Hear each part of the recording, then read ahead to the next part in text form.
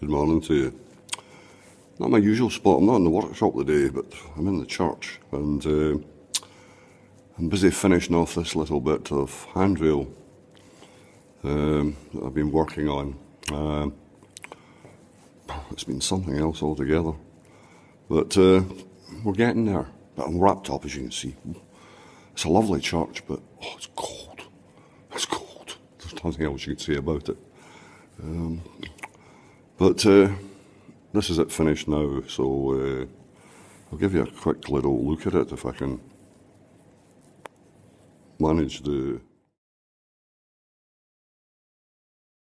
There we go, there it's there, and the difficulty has been actually making it look as if it's old. But we've succeeded. We're just putting the final coats of wax on now, just to seal it off and give it that kind of polished look about it, as if it's been there for a while. It's been kind of difficult, this one, but small amount of, it doesn't look like much at all. In fact, if you were to say somebody it took as long to do it, they would say, why? But, oh, it's been tricky to say the least. Like, there's been a bit of a fight, that pitch pine, and it's difficult stuff to work with, like. But we got there eventually, we got it down. We can also put the grip strips up the steps and whatnot. It just makes it safer for the ministers, and I'm led to believe at weddings nowadays and that people tend to go up and say a few words. So it's just to make health and safety, I think, just to keep everybody safe. But as you can see, it's a lovely church. And usually me and Gracie are sitting up there somewhere on a Sunday, not myself every Sunday, but Grace tends to come more than I do. I mean, it's an hour, oh dear. And it's not long to go in, but it's cold. Even with the heating on, it's cold. But it's very nice. Great history attached to it. There was a monastery here. This is Abercorn Parish Church, by the way, but there was been a monastery here on this site, or not the site, this exact site, but across the way a bit, from about 635 AD. Seemingly the monks from Lindisfarne set up a monastery over here, and you can still see the remains of it. It's in the garden at the back of where what used to be the manse for the church. So you can still see parts of it in the ground anyway. Anyways, you can see I'm shaking about the place here, and I think we'll call a halt to this one.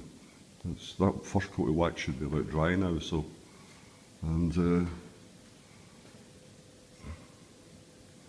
we'll get another one on it. Hopefully that'll do. It's had 5 coats of stain.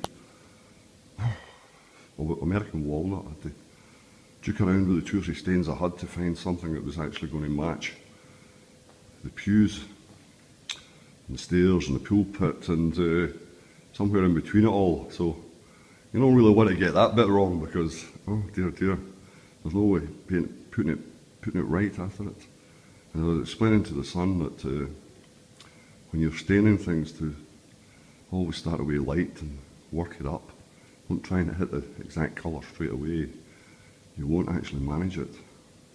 Well, you'll be lucky if you do.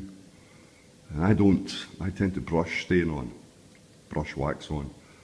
A lot of them tell you to put it on with cloths and all the rest, lint-free and all that, but when you're chopping and changing grains and finding directions, no, the brush is a far better way to do it. Keep it moving, keep things